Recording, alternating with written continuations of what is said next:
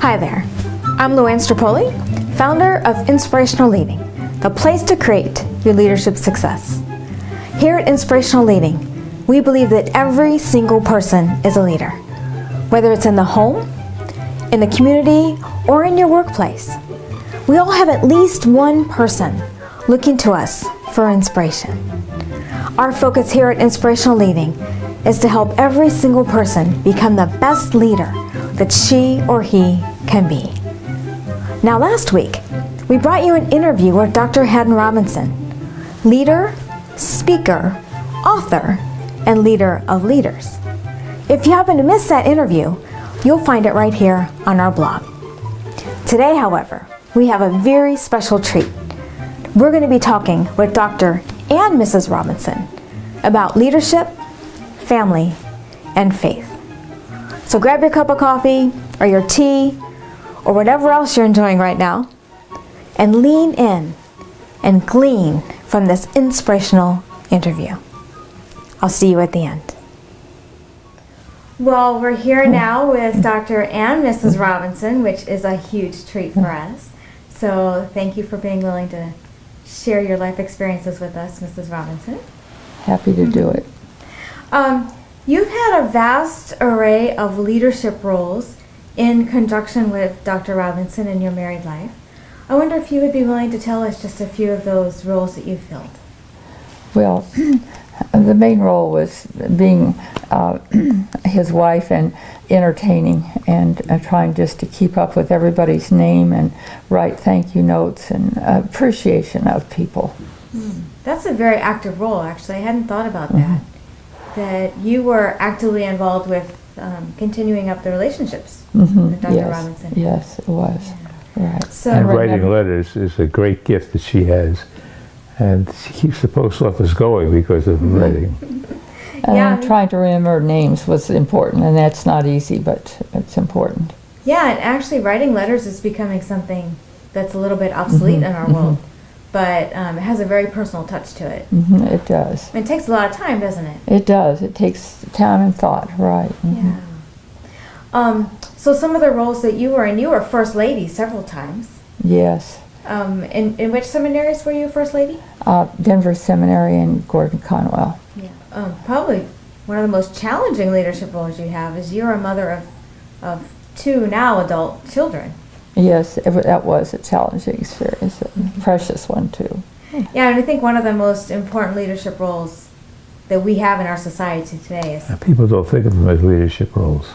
Yeah, but they are. Oh, yeah. Yeah, I mean, you're raising up the entire next generation. Well, it's Well, we were only responsible for two of the yes, it was a pretty small part, but anyway, it was a precious one.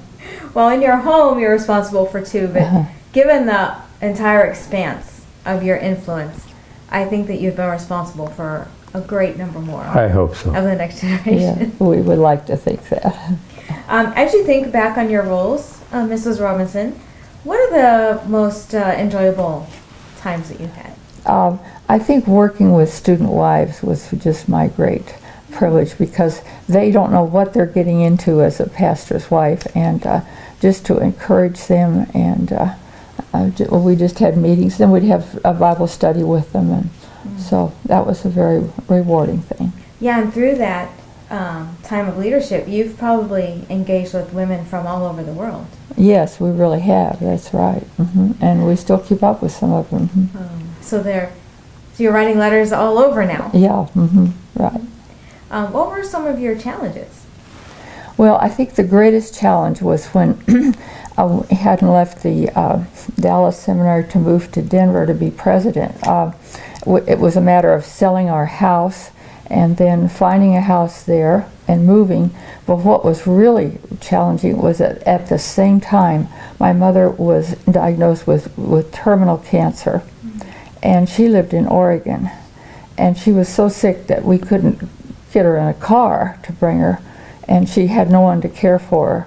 So here we were trying to sell a house, move a house, buy a house, and care for a terminal mother.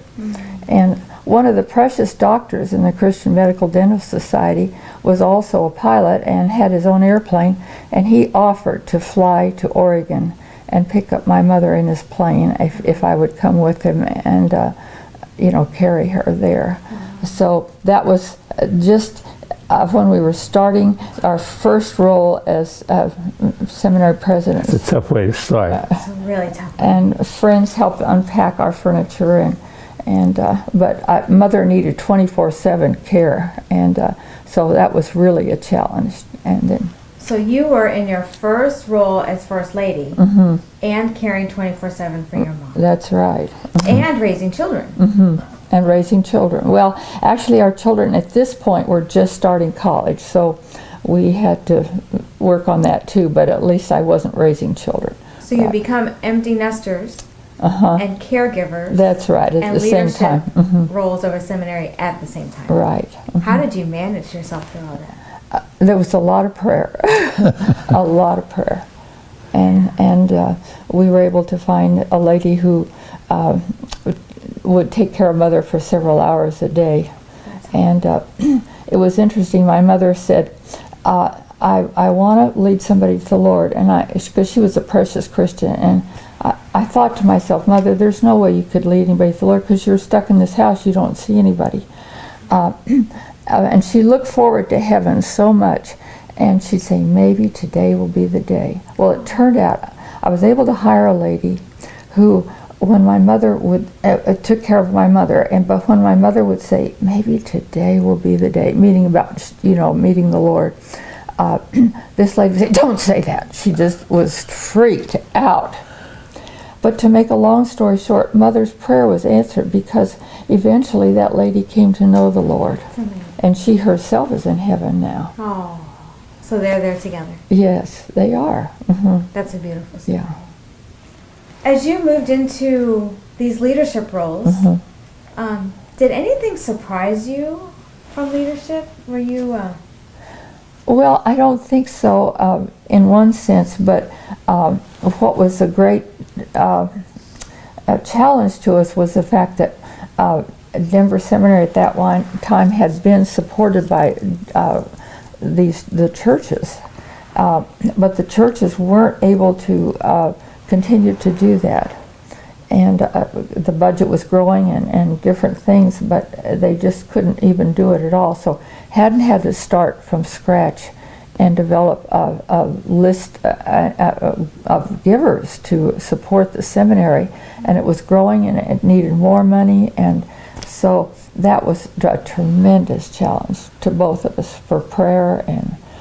But having previously worked with Christian Medical Dental Society, a lot of the doctors pitched in, and we were able to build a wonderful new building, and so it was precious to see God work. Wow. Did you ever feel any pressure from people about dressing in a certain way or acting in a certain way, or? Oh, I think so. You're not sure, just you're in a new society there when you move to a different town and all, and there was some of that. Yes, there was. When I went there were students in our student body who were shocked that we would live in a nice house. Interesting, years later I got a letter from one of those students apologizing for opposing it because he lives in a nice house now. No. But you were aware of the fact that you were a notch up from some of the others on the faculty. He didn't want to be, but that was a pressure. Mrs. Robinson, as you think about younger leaders rising up, in particular perhaps women, is there any character quality, anything you might recommend for them to focus on as they prepare themselves for the future? Well, I think there is one. When I was in high school, I was always feeling I wanted to be something I wasn't, and I ran across this book, and it was called Here I Am, There You Are, and it was written by whom had Marjorie Wilson. Marjorie Wilson, and she's long gone now, but and she wasn't even a Christian, but she came across with an idea that's such a Christian idea, and that is that there's two ways of looking at life. Here I am, I'm important. What do you think about me and all? Or there you are, it's so good to see you. Tell me what's happening in your life. And so she spells this out. And I found that very helpful in getting to know students and learning new faculty names and everything. It's just wanting to be a there you are person. It's easy to think that the important question is, what do they think of me? But the crucial question is, I want them to know that I'm concerned about them. Change the question, change the attitude, and you can change a whole perspective in a group of women that Bonnie was working with. That's extremely insightful, because I think a lot of times people will feel pressure because they feel like they have to be a certain way, or they have to be liked by people, or somehow they have to gather people around them. But to turn it all around, and even in a speaking situation, just say, there you are, how can I meet your needs, how can I serve you? Right. It changes everything. It does. It takes all the pressure off. I may not take all the pressure off. I think a lot of it. It takes a lot of the pressure Yeah, off. right. That's a tidbit that I hope our viewers will take away and take to heart and practice every single day. Yeah, it's not here I am, but there you are. So together, you've been married how many years? 62 and a half years. Whoa, that's incredible. Haddon was so young when we got married that he was just 20, but he was through college, and so he had to get his father's permission to sign his off. Right, because you have to be 21 to get a marriage. In Oregon at that time you did. That's incredible. And so, could you tell us how you met? We met at Bob Jones University, and we met at a breakfast table, and at that time Haddon had a very strong New York accent. He sounds like Charleston Heston now, but at that time it was Toy Avenue in New York. Toity-toid and toid. Everybody talked this way, and these people who were Southerners, And so that was quite a shock. I'd never heard anyone talk like In that. fact, they put me in a remedial speech class because of it. They did not. And now he sounds like Charleston Heston. Yeah. Everybody who's been married knows that marriage is a huge, wonderful blessing, but it's not easy. It's not easy. It's not easy. Good insight. What general advice would you give to someone who would like to make it through 63 years? To have a long, happy marriage, marry the right woman, and live a long time. That's my formula. Would you like to add to that formula? Well, I think hopefully he did marry the right woman. I'm not sure, but anyway, I think our Christian faith is what really, because we both wanted to do what the Lord wanted us to do. And we came from very different backgrounds, so we did have a lot of adjustments.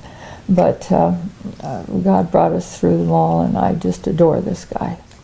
Now, I can imagine that being in these various leadership roles could possibly have added some pressure to your marriage that maybe some people who weren't in such roles would experience. Did you experience any pressure during your leadership times, and could you? Oh, I think every leader has pressure. There's just no question about that, with relationships and finances and all of that. But every marriage faces pressures and tensions. Some that come out of leadership, others just people have jobs. Life has a lot of pressures.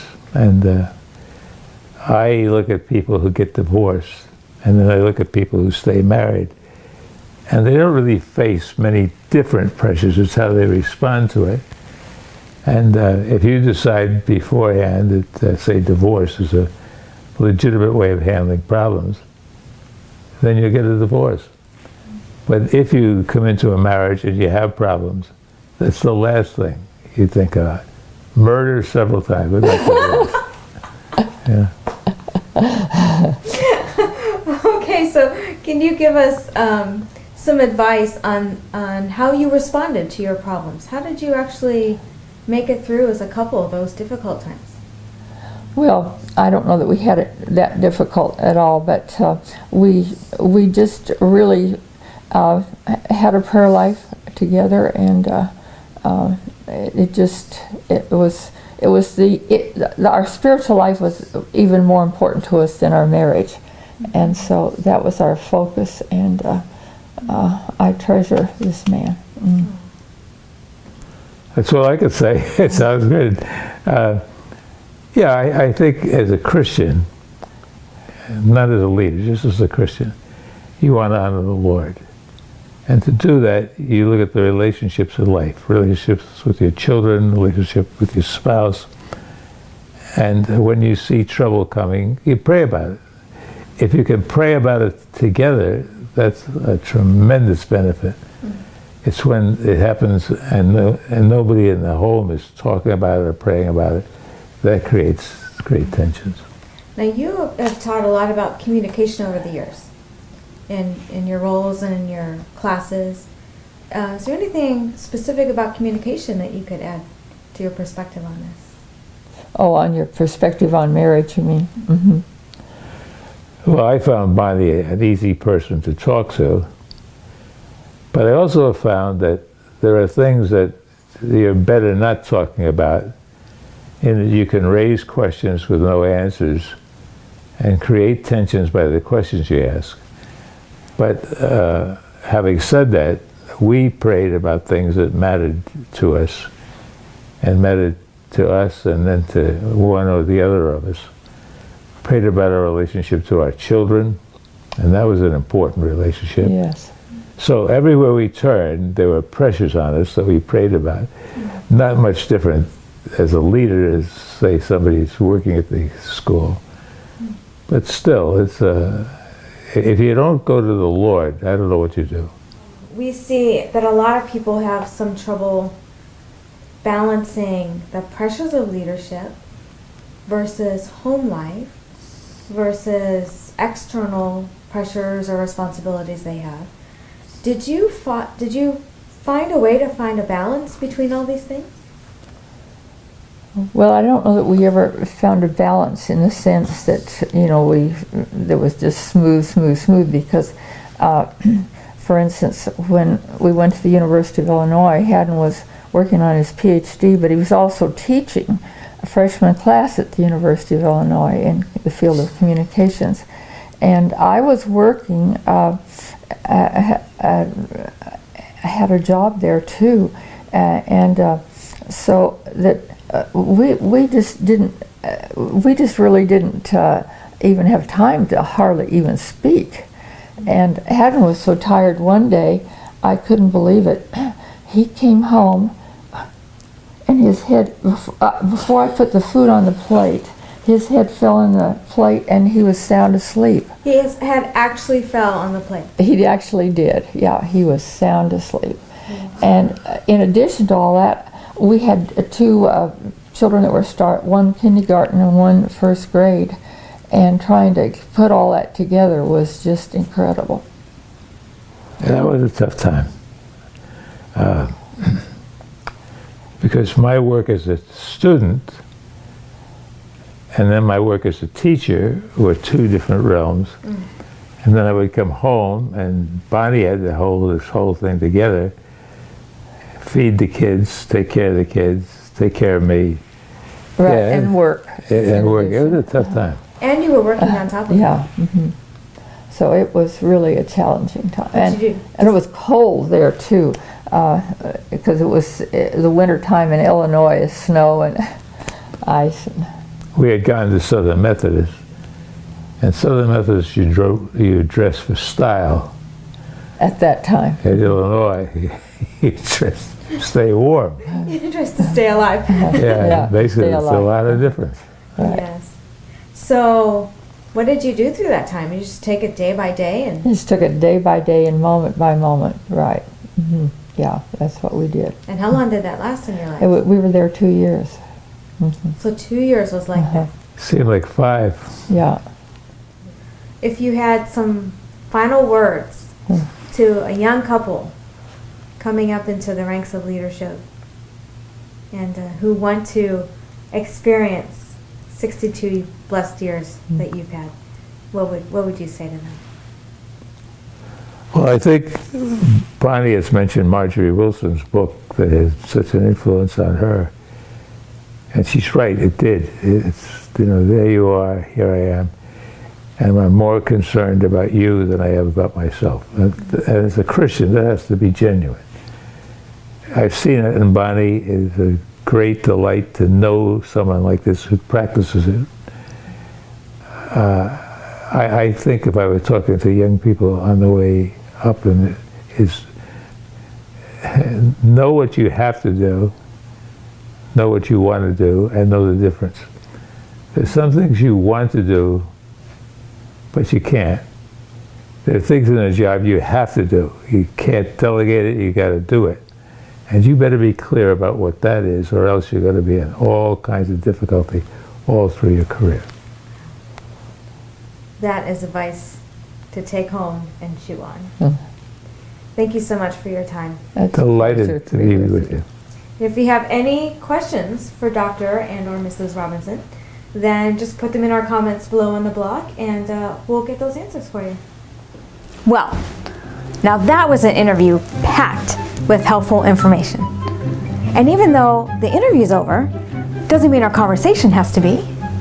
Go ahead and leave your responses and your thoughts in our comment section, located right below this video.